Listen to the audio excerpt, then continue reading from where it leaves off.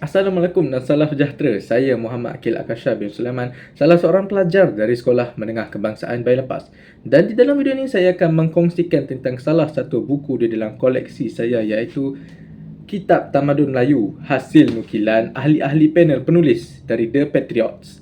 Buku Kitab Tamadun Melayu ini menerangkan tentang sejarah, kehebatan dan perkembangan tamadun Melayu sejak zaman dahulu lagi. Buku ini juga membuktikan bahawa tamadun Melayu bukanlah bangsa yang lemah ataupun bangsa yang mudah mundur, tetapi pernah menjadi antara tamadun yang sangat kuat dalam ilmu perdagangan, pelayaran dan pemerintahan di Asia Tenggara. Poin-poin yang boleh kita ambil dari buku ini antaranya, pertama, kehebatan tamadun Melayu. Melayu pernah menguasai perdagangan maritim. Selain itu mempunyai hubungan dengan China, Arab, India dan Nusantara. Pengajaran kita boleh ambil dari poin ini adalah tamadun Melayu bukan tamadun kecil tetapi pernah menjadi masyhur di seluruh dunia.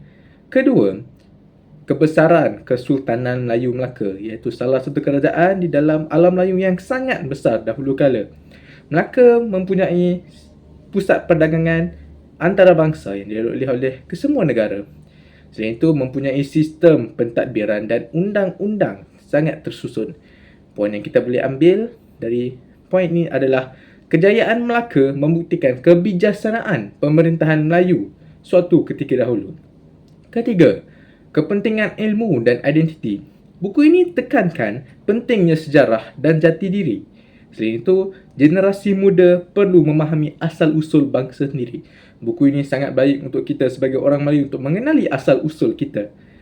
Benda yang kita boleh ambil dari poin ini adalah bangsa yang melupakan sejarah akan kehilangan identiti.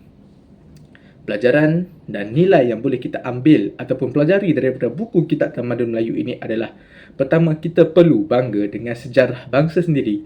Jangan anggap tamadun Melayu lemah atau ketinggalan, tapi anggaplah tamadun Melayu pernah menjadi salah satu tamadun yang sangat masyhur di seluruh dunia suatu ketika dahulu. Kedua, ilmu pengetahuan sangat-sangat penting. Tamadun hebat lahir daripada masyarakat yang berilmu dan kita perlulah memotivasikan diri untuk menjadi masyarakat yang hebat dan juga berilmu. Dan terakhir, perpaduan dan kepimpinan penting dalam membina negara. Kejatuhan sesuatu tamadun boleh berlaku jika rakyat berpecah. Jika kita tidak menjadi rakyat yang proaktif ataupun rakyat yang bekerjasama, maka akan jatuhlah negara kita. Dan itu bukan salah Perdana Menteri ataupun salah pembesar, tetapi salah kepada rakyat itu sendiri kerana tidak cakna dan tidak bekerjasama di antara satu sama lain. Itu sahaja daripada saya, Muhammad Akil Akasha bin Sulaiman, pelajar dari Sekolah Menengah Kebangsaan Bayi Lepas. Assalamualaikum dan salam sejahtera.